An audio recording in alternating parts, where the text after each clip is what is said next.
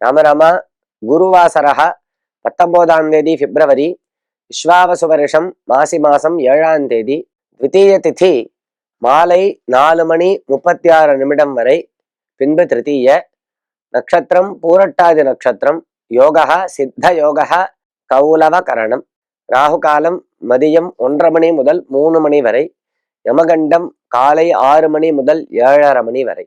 திருமணம் போன்ற சுப நிகழ்ச்சிகளுக்கு முன்பாக குலதெய்வ வழிபாடு செய்ய வேண்டும் என்கிறார்களே, ஏன்? அதாவது ஒவ்வொரு குலத்துக்கும் ஒரு தெய்வம் என்பது உண்டு. குறிப்பிட்ட தெய்வம், பர்டிகுலரான தெய்வம். அதுதான் இங்க நாம் கவனிக்க வேண்டியது. எல்லாருக்குமே நிறைய தெய்வங்கள் இருக்கு. பிள்ளையார்ல இருந்து ஆரம்பிச்சு நிறைய தெய்வங்கள் இருக்கு. எல்லாரையுமே நாம் பூஜை பண்ணலாம், பூஜை பண்ணணும்.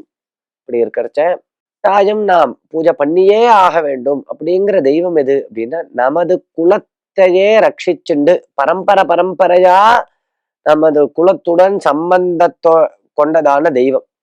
அதாவது நமது கிராமங்கள்ல பெரியோர்கள்லாம் முன்னோர்கள்லாம் தலைமுறையா வசிச்சுண்டு வந்த கிராமத்துல தெய்வம் இருக்கும், தெய்வ சந்நிதி இருக்கும், கோவில் இருக்கும். அதுக்குதான் குலதெய்வம்னு பேரு.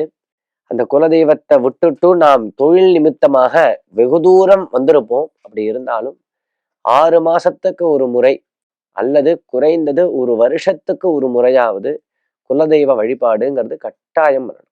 அப்படி இல்லைன்னா நீங்க எந்த தெய்வ வழிபாடு பண்ணி எவ்வளவு தலகீழ நின்றாலும் உங்களுக்கு அதனுடைய பலனானது தேங்கியே நிற்கும், தடைபட்டுனே இருக்கும். குலதெய்வ வழிபாடு பண்ணவில்லை என்றார்.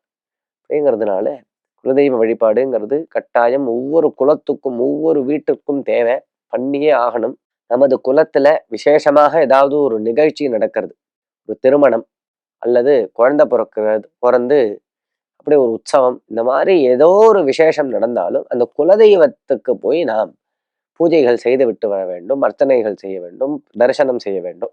இப்படி போக முடியல, அந்த சமயத்துல ஏதோ நிர்பந்தம் இருக்குன்னா இங்கேயே மனசால பிரார்த்தனை பண்ணிட்டு அதற்கான ஒரு காணிக்கையாவது வீட்டுல சுவாமி சந்நிதியில எடுத்து வச்சுட்டு தான் நாம் சுப நிகழ்ச்சிகளை ஆரம்பிக்கணும். இதுதான் சாஸ்திரம். ராமராம்.